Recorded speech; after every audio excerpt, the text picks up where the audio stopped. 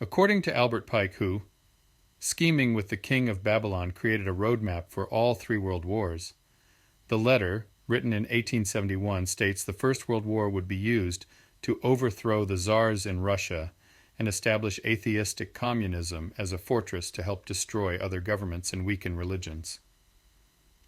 This aligns with how World War I led to the Bolshevik Revolution. It claims the Second World War would be fueled by conflicts between fascists and political Zionists, destroying Nazism and enabling the creation of Israel. This matched the outcome of World War II.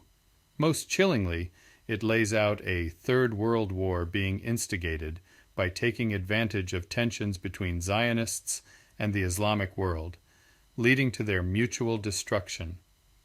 Current events could be seen as setting the stage. Here is their intel on the Third War.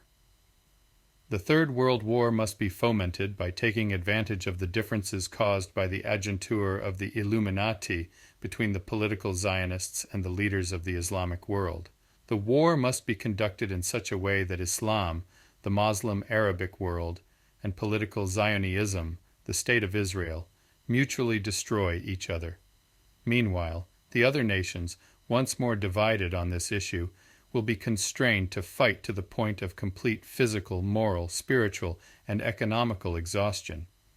We shall unleash the nihilists and the atheists, and we shall provoke a formidable social cataclysm which in all its horror will show clearly to the nations the effect of absolute atheism, origin of savagery, and of the most bloody turmoil.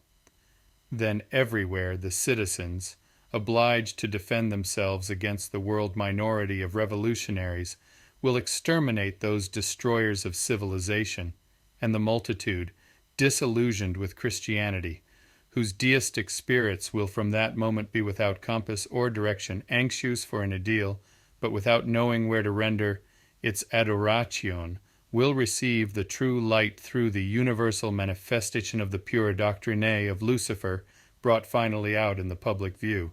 This manifestation will result from the general reactionary movement, which will follow the destruction of Christianity and atheism, both conquered and exterminated at the same time." End of quote. Children of the Most High, you are the redeemed because of Yahush's, or Jesus, atoning sacrifice on our behalf. Take heart, and do not be troubled by the boastful words and schemes of the wicked, even if they seem to unfold as foretold. For the arrogant king of Babylon thought himself invincible, making the earth tremble and overthrowing nations through violence and oppression. Yet Yahuah saw his haughty spirit and declared in Isaiah 14, "Is this the man who made the earth tremble and shook kingdoms? How you have fallen from heaven, O morning star! You said in your heart, I will ascend to heaven. I will raise my throne above the stars of Elohim. I will make myself like the Most High. But you are brought down to Sheol, to the depths of the pit." So, no matter how powerful and unstoppable the enemy appears, remember Yahuah laughs at their arrogance, for he alone is the Most High. Their downfall is certain when they exalt themselves against Yahuah. To the remnant who take refuge in Yahuah, depicted in the video image lower left, do not fear the terrors of the night or the arrows that fly by day. He who dwells in the shelter of the Most High will find rest in the shadow of the Almighty. For Yahuah is your fortress, your shield, your deliverer, in whom you trust. Not a hair on your head will perish without his knowledge and permission. So go inside for a little while, shut the doors, and wait patiently on Yahuah until the wrath and indignation have passed.